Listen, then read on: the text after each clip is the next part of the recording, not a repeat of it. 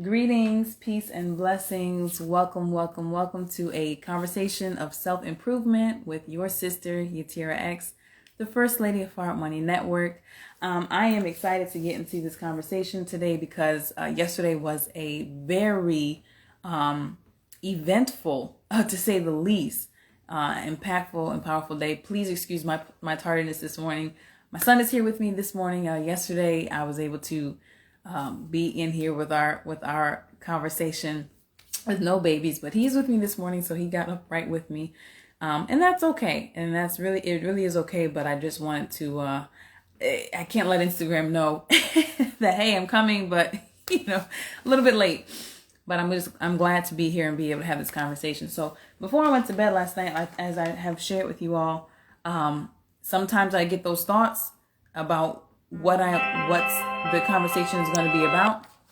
And so I had taken some notes, and it as you see, the title of today is the Swan Song. Why? Because yesterday the Honorable Minister Louis Farrakhan addressed the world, which could be his last address to us, because there's some events, the crucifixion. This is the time, and we are going to see soon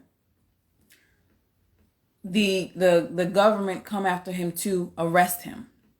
And so it's this time. And so if you did not hear the Swan Song for yourself, I highly I encourage you strongly to go back and listen to what the man of God in our time, in our midst, had to say, because there was a warning in there for us. There's guidance for us, and there's warning for us.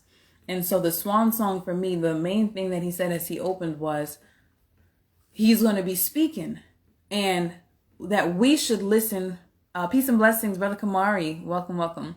And the key thing that he said to us yesterday was, he's going to say some things that's going to resonate with us. He's going to hit some notes, if you will. And as he's saying those things that stick out to us, we should focus. Peace and blessings, Sister Felicia. Welcome this morning. We should focus on those things, that he said. And so I took notes. There was a couple. Wa alaikum salam. Peace and blessings. Ochi.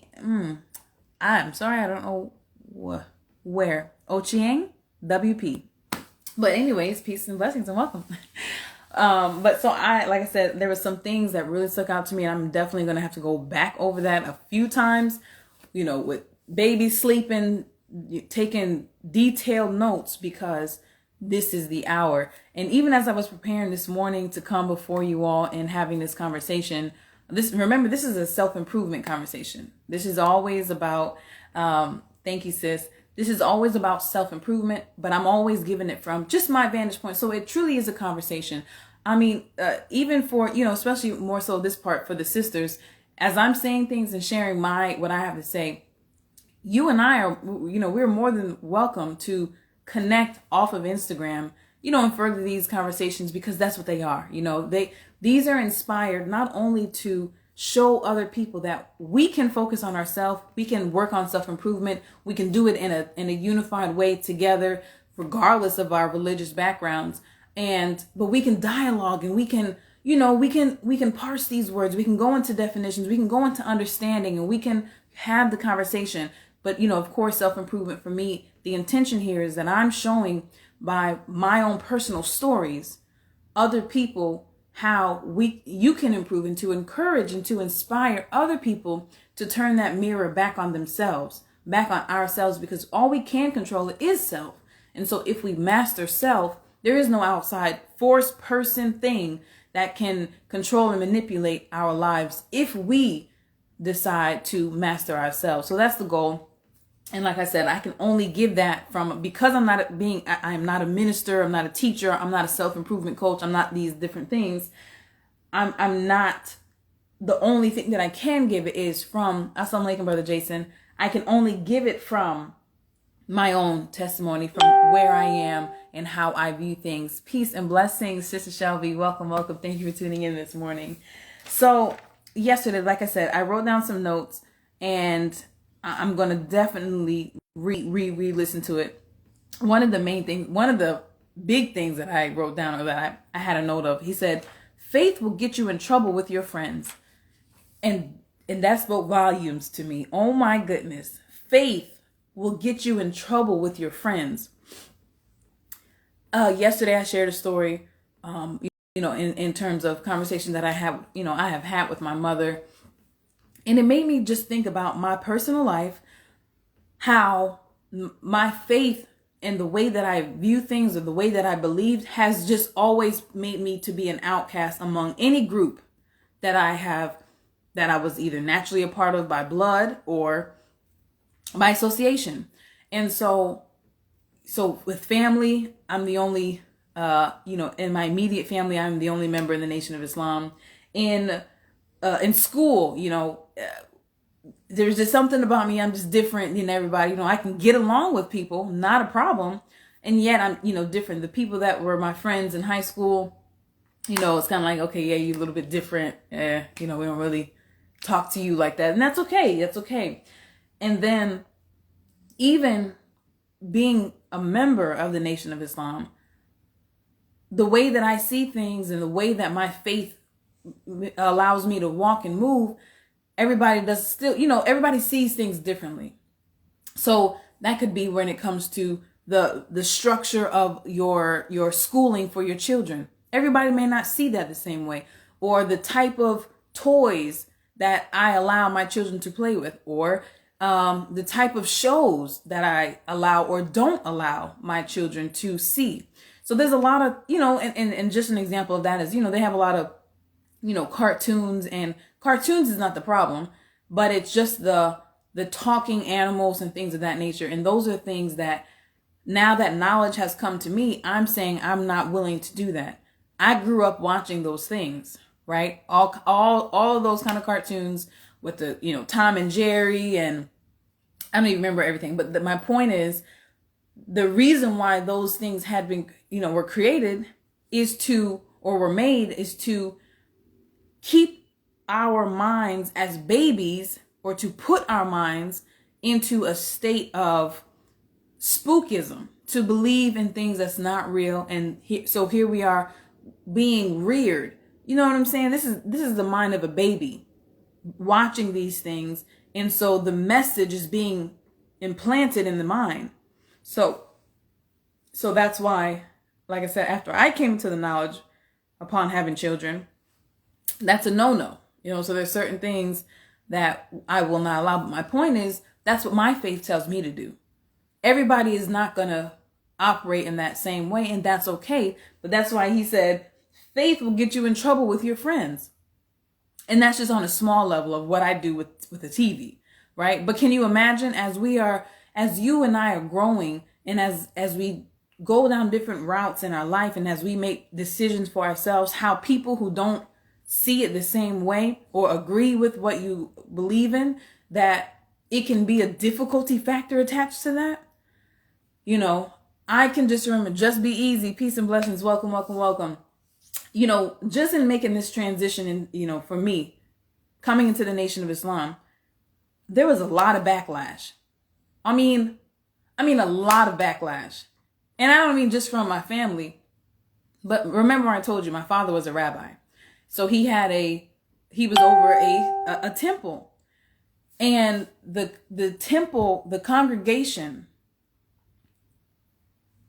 people that I hadn't spoken to since I was 3 and 4 years old, right? Because my parents, my mother and my biological father got a divorce when I was very young. But these are people that I had not spoken to in years. Apparently they were on social media, and apparently they were seeing me live my life as a high schooler, living my life not believing in God. Whatever I posted then as what we would call, in my dead state, no consciousness, they're seeing me post things, but nobody was saying anything. Nobody was trying to reconnect with me or anything. But as soon as I accept the teachings of the Most Honorable Elijah Muhammad, under the leadership and guidance of the Honorable Minister Louis Farrakhan, I was contacted and spoke negatively of everybody's opinions were, supposed to matter then. And, even people that were close to me that were in his congregation pretty much like disowned me, right? What am I saying? I'm saying that faith will get you in trouble with your friends, right? And so these are just parts of my journey that said, well, listen, when I know the truth, when the truth has come, who am I to not stand on the truth if I'm saying I believe in that truth? How can I? And then the thing that these kind of situations, and even yesterday, these are the thoughts that, kind of go in my mind of how can somebody treat you like that because you believe something? If you believe in God and I believe in God, and I practice it a little bit different than you, and we practice it differently. But if you see now that on my social media, I have cleaned up my life, that I'm a decent, I'm a modest young lady, that I am, I am speaking on, I'm promoting marriage and not just out here dating and doing different things like that. Where is the lie? Even if you don't like Islam per se, that's okay. But why would you knock somebody else when you see that it is causing them a change in their life? That kind of action makes me question, what is it that you actually believe, right? Because remember a few live streams ago, a few episodes ago here on this conversation, I was telling you that as a Jew, in my mind, when I was still calling myself that by title only, not by action, not by deed, not by the covenant, not by my heart, but just by the words. When I was calling myself a Jew, I looked at myself like I was better than a Christian or a Muslim because of my understanding and the way that we're being taught in our different areas and our different sects, right? SECTS.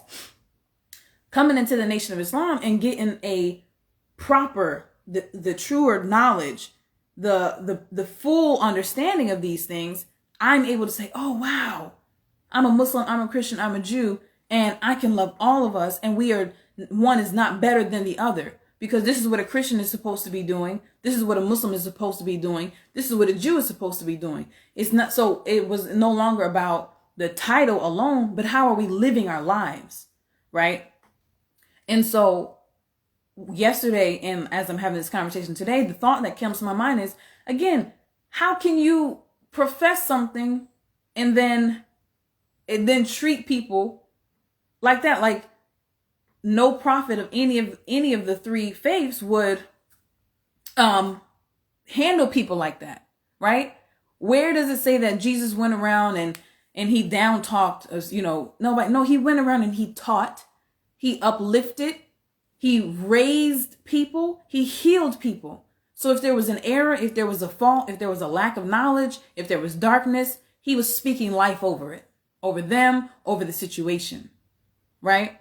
And so yesterday when the Swan song was on, while the Honorable Minister Louis Farrakhan was speaking, it was obviously it's on social media and everywhere, and you have people in the comments. And as I'm, listening to the minister, I'm seeing the comments that are coming up, and you have people who are of different faiths, of different walks of life, believe differently in these different things, and they're commenting all kind of negative things. And I'm thinking to myself, after the fact, I'm like, that is the strangest thing to me, that if you know that the minister is speaking, and if you are not a supporter of the minister, or for whatever reason that you don't like him or don't want to listen to him, this is not a conversation about that. But the point is, why would you go to some place where he's going to speak just so you can be in the audience talking? Like, who does that? And so again, I'm dealing with self-improvement. So I'm highlighting that this is not something that I used to do. Even I told you all in one of these conversations that before I came out to my first meeting with the Nation of Islam, yeah, I had my own thoughts, but I only voiced it when somebody came to me and asked me, you want to come out and come to study group? And I was like, no, I'm not coming out there. I'm a Jew. I don't do what y'all do. We ain't the same. I'm not even coming. So don't even ask me no more. Okay. This is how I was. So I'm saying that to say that I didn't look for stuff to poke holes at. I didn't look for problems just because I didn't understand, and just because I wasn't even willing to come and listen for myself. I didn't make judgment calls, or I wasn't out there just, just doing that kind of stuff. So I don't have that full understanding of why somebody would take their time to attend something that they don't believe, just to sit there the entire time and speak negatively about what the minister is doing, what we're doing, and all these different things, when they don't have anything to offer the people or prove that what they believe is more sufficient. You can't be that ugly. You can't show that kind of ugliness, that kind of behavior, and think that that's attractive. Like just think about this. If I am in the audience listening, or if I'm here and I'm listening to the minister and I'm reading the comments, and I see you saying, "Oh, what y'all doing in the community? Y'all ain't doing nothing. Y'all." And if I'm reading it, and what is your goal? Do you think that somebody's going to look at it and say, "Oh, I want to be with them. I want to join what they're doing instead"? Where is the attracting power in that kind of behavior? I don't know. But they do say that dogs don't bark at parked cars. You see dogs chasing cars that's moving, that's going someplace, that's doing something. You know what I'm saying? So you don't knock on somebody's door, a pastor who's sleeping, and say, "Hey, what you doing in the community?" He's sleeping. What you mean? He's not doing anything. What are you talking about? So that's that. Let me see the time. The Valley decision. So listening to the minister, for me, why I love him and the word that he speaks so much, because I realize it puts us in the valley of decision. And for me, that's what I want. I need this, or I need that. DJ Bakes, assalamu alaikum, beautiful. I need this. Happy Savior's Day. I need this, or I need that. Right? And so with the proper knowledge is how we can decide what I'm going to do. I'm going to do this, or I'm going to do that. So when it comes to dress, he says, he talks about the woman, the modesty of the woman. Oh yes, ma'am. We're going to alaikum salam. We're going to Deej. So as soon as I got some notes, I got to go back over it today and listen to it again. So yeah, we're going to have to definitely do that. So when it comes to, the dress code of the way that we do different things, peace and blessings, or assalamu alaikum, brother LaRon, Mr. Supreme. Oh, okay. My husband's brother Supreme too. So anyways, that's what I love, because I need structure in my life. I need discipline in my life, and I want to know what is the right thing to do. Self-improvement aspect of this, right? This is dealing with that emotional thing that comes up in us. This is on my heart to say, because everybody on whether you're on the live or whether you're listening to the replay, the name Farrakhan raises emotions. I understand that. Whether you have never listened to him, or because of what the media has said, and sometimes we find ourselves, assalamu alaikum, brother Richard, or sometimes we find ourselves just repeating things that we know the media has said. We don't have any facts about it, but we just say it. I got family that just does it. They just say things. It's like, "Oh, really? Where? How? When did he say this?" And there's nothing that can be said. It's just a repeating of the lies and the slander, which they don't have that understanding yet. But the point is that I understand and I recognize that there's that hesitation. And what I want to speak to, because this is self-improvement, I have felt that. Go through that feeling. Go through that emotion. When it's discomfort, don't submit, don't succumb to your emotion. You be the God over your emotion. You say, "Okay, emotion, I feel you. You feel awkward. For some reason, there's a weird taste in my mouth when the name Farrakhan comes up. Okay, I understand." But then say, "But you know what? Discomfort, we're going to deal with it, and we're going to get to the bottom of it. Why do I feel this way about a man who's talking?" And for myself, what it comes to in my personal dealings with my family and different things, it comes down to, for me, either I don't want to hear the truth because I know that it's going to put me in the valley of decisions, and I also know that I don't want to be right. Not me being right or wrong in terms of I don't want to do right in my life. I know that I do some things on the side that I know I probably shouldn't be doing, but I don't want to hear somebody telling me that I don't need to be doing it. So I don't want to listen to him. Or you're more on the side of, I don't know anything of what he's going to say. All I know is the government doesn't like him, or people have said negative things about him, so I just don't want to be associated with him. In either scenario, it's about self-improvement. If you don't want to be better, then there's nothing that I'm going to say that's going to make you say, oh, you know what, she's right. I'm going to look at myself in the mirror and I'm going to be better. If you don't want to be better, you don't want to be better. And this message is, I guess, it's not for you. But for us who want to be better, those of us who want truth, but we feel like I'm so far from it, or this is going to be a difficult thing. Assalamu alaikum, sis. How you doing, sis Alicia? But some of these things is going to be difficult for me. That's okay. Accept the challenge to be better. Accept the challenge. You know what I'm saying? Wa alaikum salam. And there is the reward. We talked about this too the other day, right? How when there's something that basically, if you're a believer in God, take that to him. Lord, there's some things that I'm involved in that I really don't want to be involved in anymore, but I can't seem to get the desire out of me. It's like I know that I shouldn't be doing it, but the desire is too strong. Can you help me take away the desire even for the thing? Watch him do it. Because your prayer is you going after the desire. That's your way of doing that. If you believe in God and you believe that he is powerful and almighty, then if you are not strong enough to kick the desire by yourself, then take it to him. And boy, he will do it. I bear witness of it. This is my testimony. You know what I'm saying? He will do it. But if you don't want it, then you're not even going to ask him. The Honorable Minister Louis Farrakhan said yesterday on the Swan song, he said, Allah will increase in us that which we turn to. Right? So if I know I should be eating proper and I'm choosing not to, you better watch out. Because the ailments and the sicknesses and the disease that's going to come from not eating properly is going to catch us. It's going to hit us.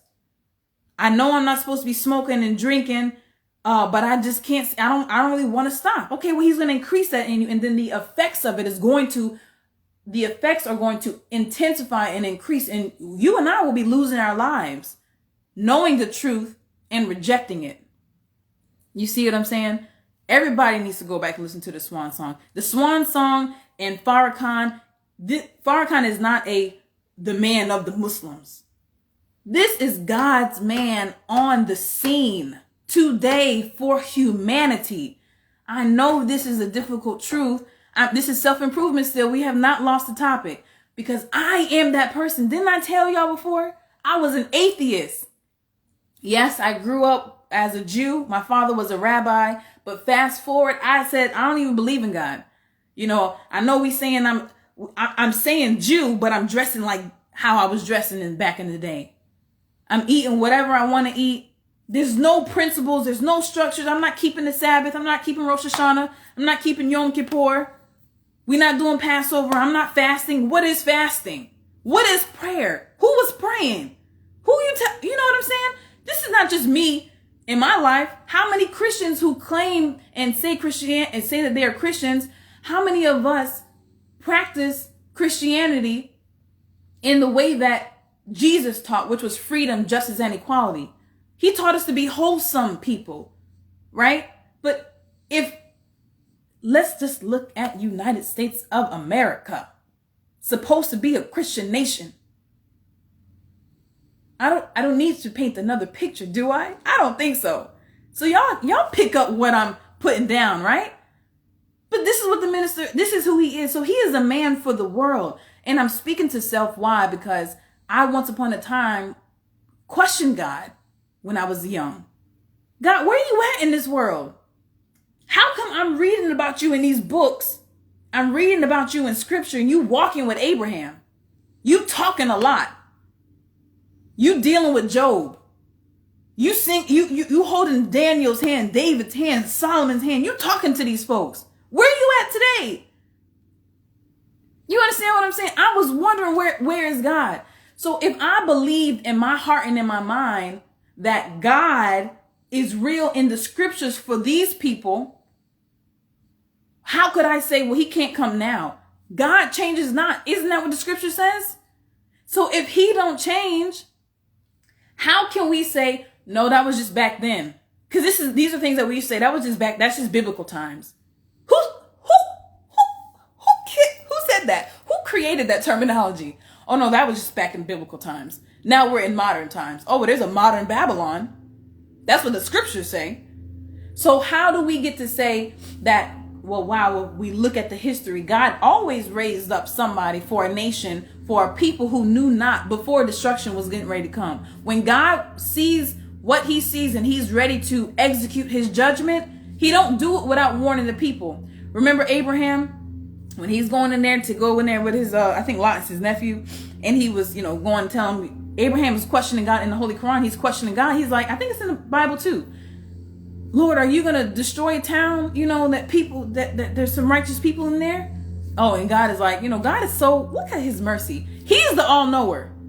And Abraham is questioning him like, you're going to destroy this place. You're going to destroy Sodom and Gomorrah. And there's some righteous folks in there. And God is like, you mean outside of your family? Outside of Lot, who I told you to go get?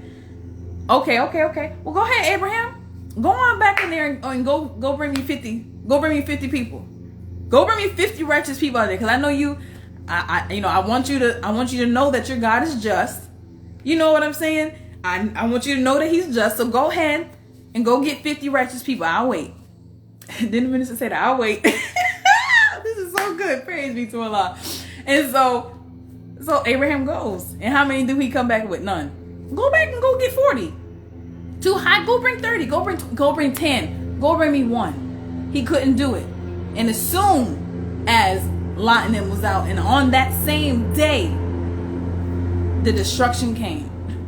What is my point? My point is that if you and I say out of our mouths that we believe that God did it for them, then we would be a hypocrite to say that he can't do it for us.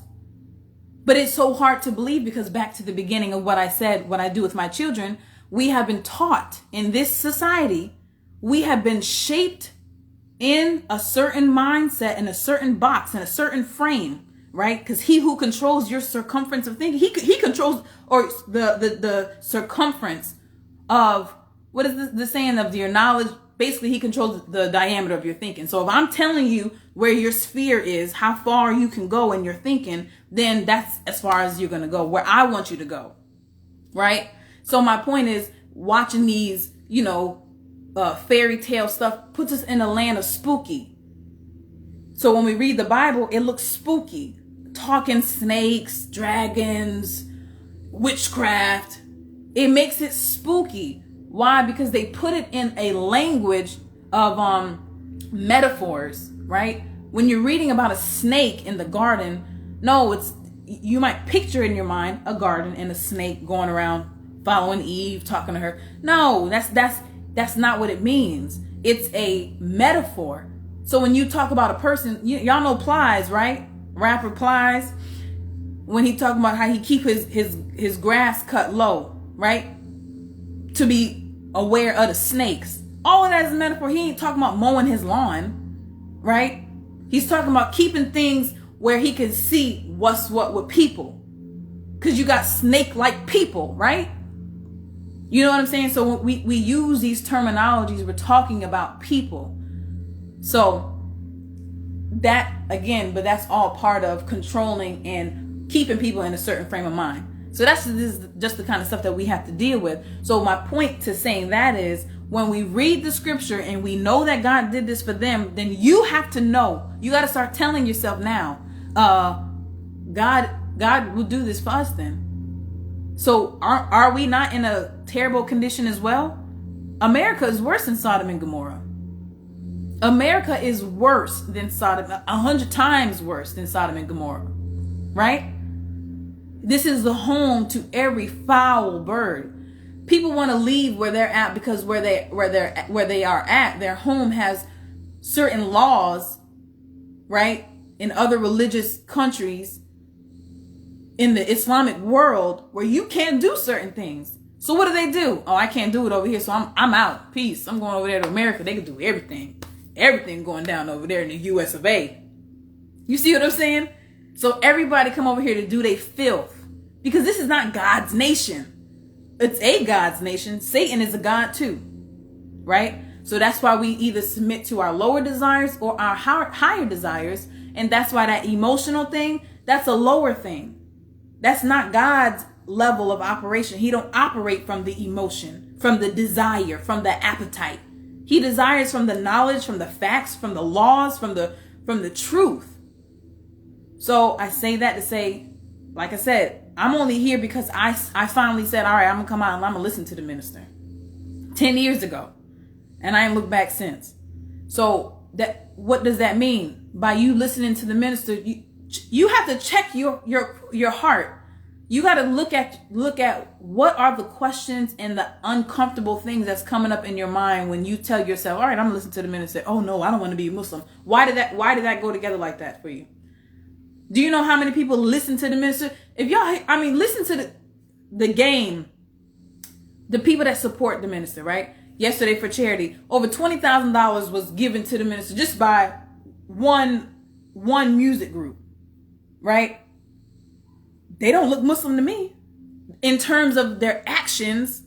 They're not walking around. They don't have the final call. They're not out in the corners, with the FOI, but they supported him.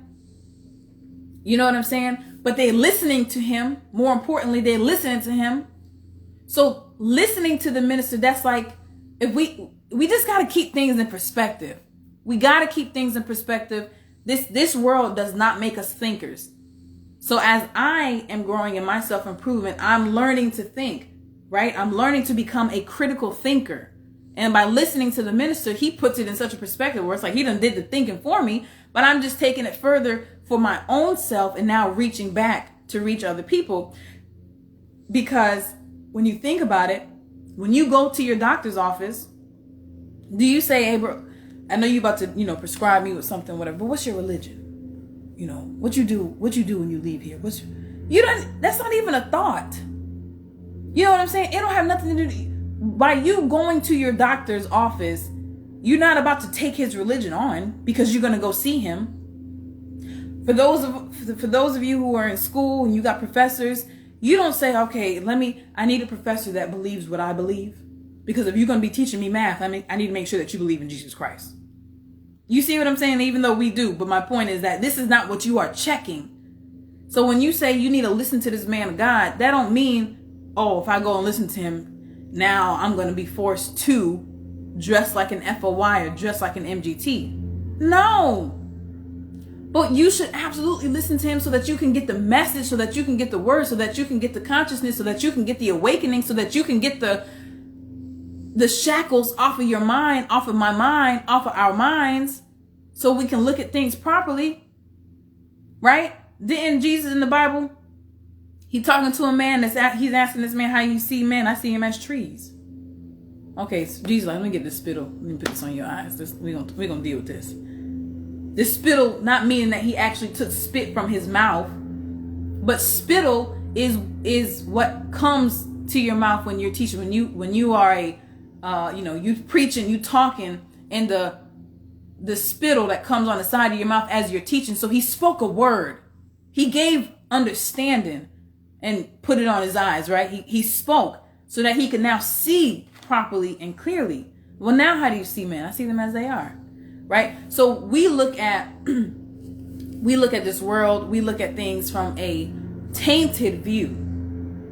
And so by listening to the minister, because he is a man of God, again, back to that point with the Bible, if he did it for them, he's doing it for us. Are we not in a hellish condition? Yes, we are. So we needed somebody to stand up and speak to us and give us truth and light in a time like this before the destruction of America comes in totality.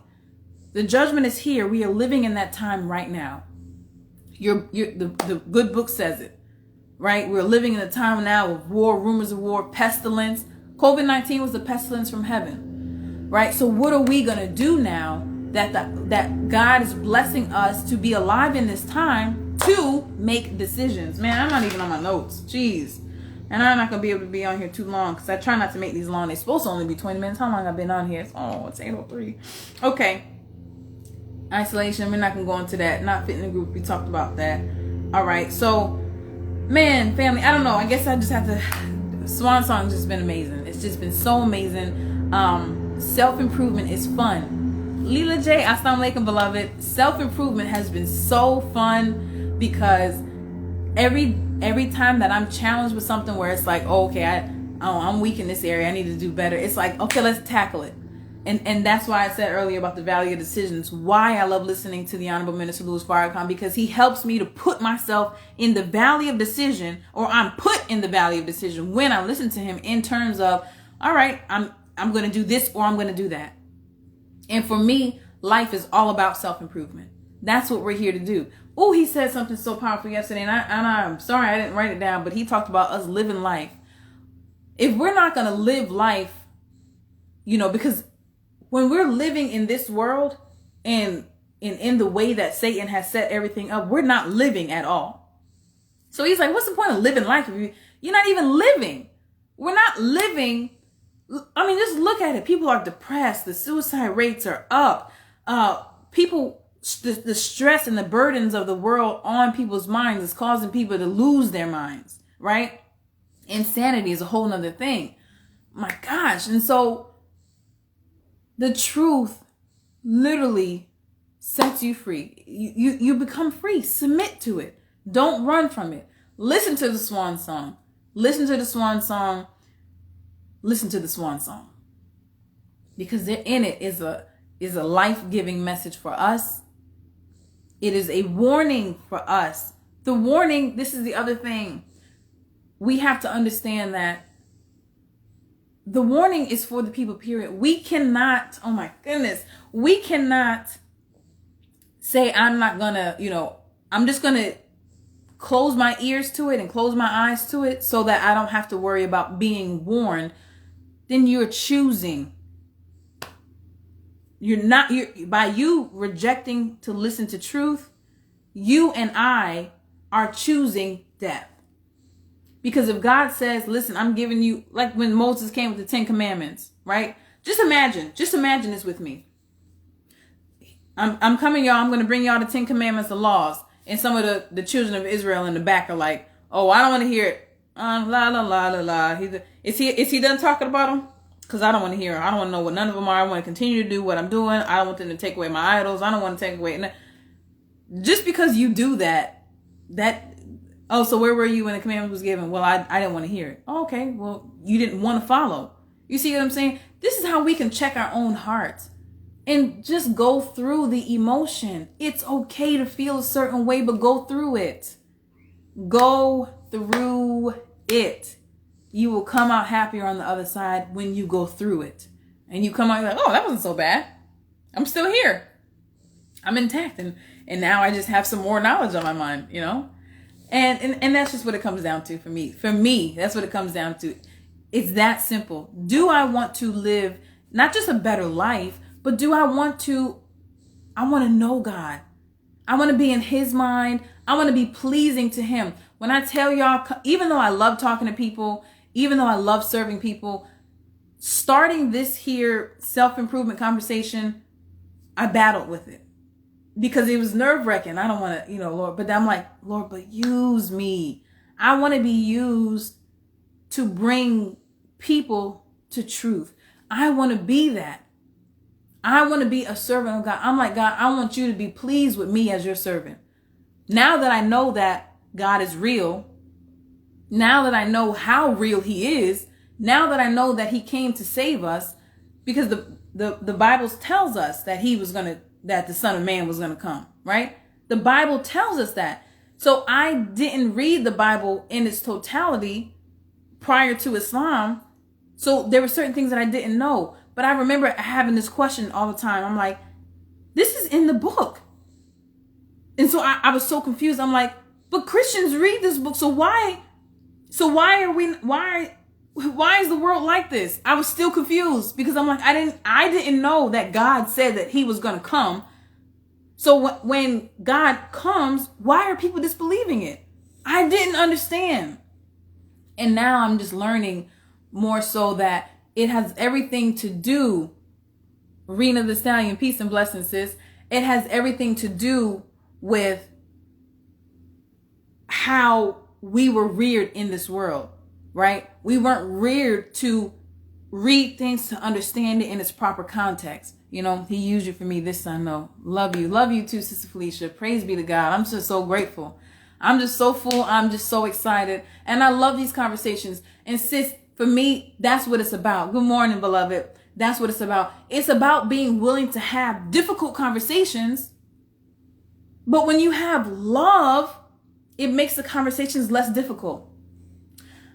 Oh my goodness. I think I'll close with this.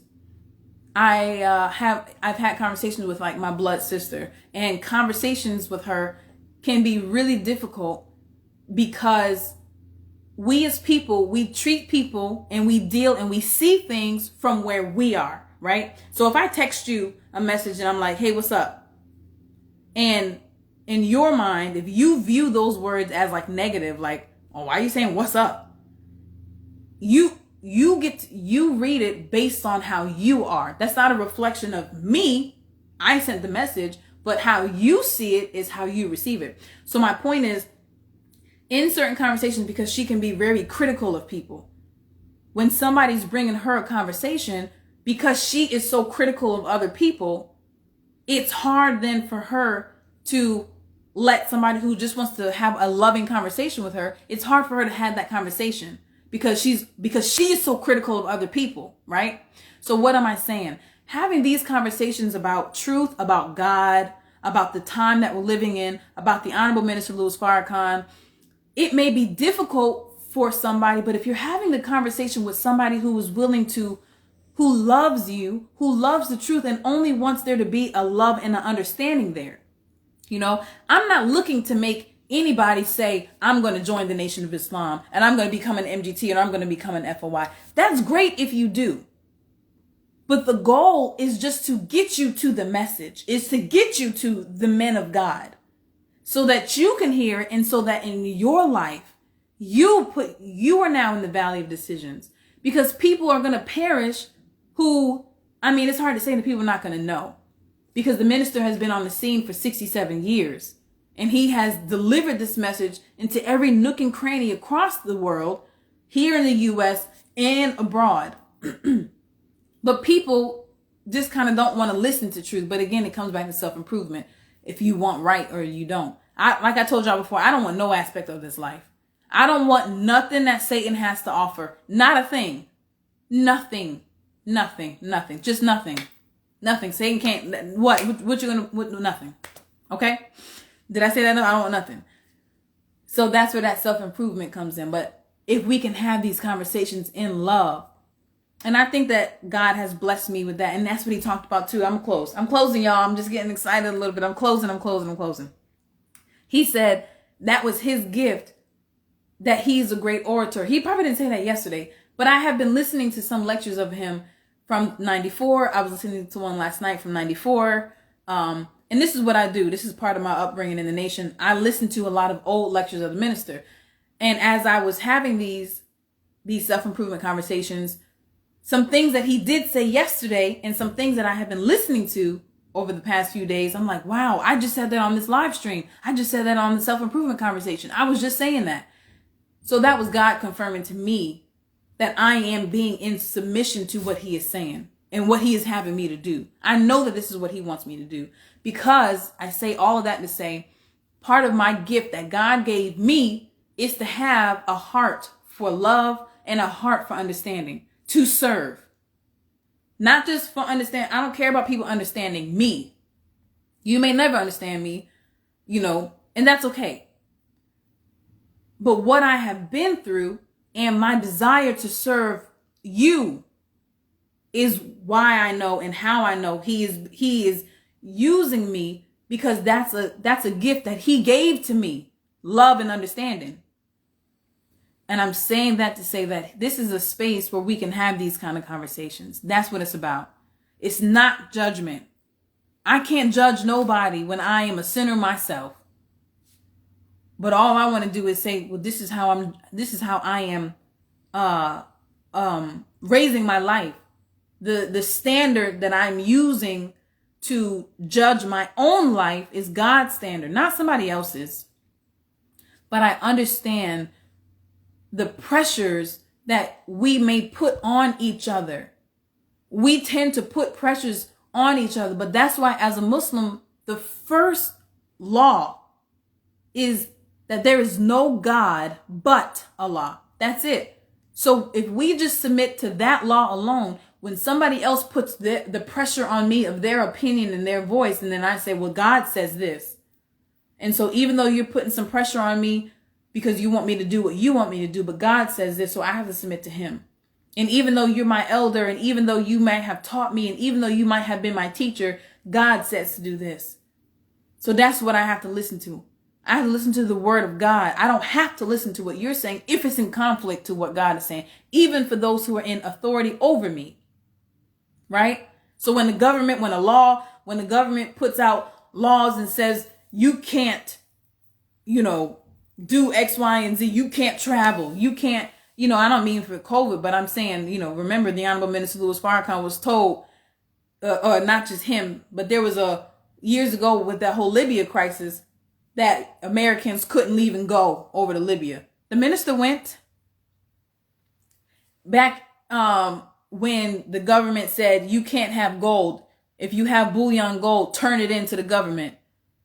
The Honorable Minister, the Most Honorable Elijah Muhammad had gold and did not turn it in. So there's certain things that, if you're telling me I got to go get a license so I can drive, okay, fine, we're going to do that. We'll submit to the laws of the land. But when you make a law that violates my rights as a human being, okay, well, that's where, I don't know, God said this. I don't listen to you with that. You see what I'm saying? And so, but that's what being able to come here, not just for me, but listening to the minister. You know what I'm saying? That he's the door. He's the door, and he will lead us into, and he has led us into these truths. And if you want to listen to more of this, listen to the minister. Google, listen to him. You can go on YouTube and listen to him talk about anything, and if there's any confusion or whatever, ask. You know what I'm saying? Please do ask. So again, if you're listening live or if you're listening to the replay, if there's something that you have a question on, I'm not here to say that I have all the answers, but I can go and find it. Because if you have a question about something, the minister has addressed it. We can listen to it together. We can talk about it. It's just about us getting this information, having these conversations, and then striving to be better. All right. So thank you all for sharing. Again, as I always strive to ask, comment or DM me with your testimony. If God puts it on your heart to share something with me, please do. That's a confirmation for me, and that's what I'm asking. And that's, it's useful for me and my soul to know that there's been something that God has said through me that has inspired you or helped you in some kind of way. So again, you can do that in the comments. You can do that in the DMs. You can let me know. And that's it. I think that's all I wanted to say. Yeah. I think that's it. That's it. Okay. So I love you all. This is Sister Yatira, the First Lady of Forward Money Network. We will be back tomorrow around 7:00, so long as the babies are cooperative. But if not, we will still be on in the 7:00 hour. So I love you. Thank you for tuning in with me, and I will see you all tomorrow. Have a blessed day. Don't forget, go back and listen to the Swan song. Mwah! Peace and blessings. Assalamu alaikum.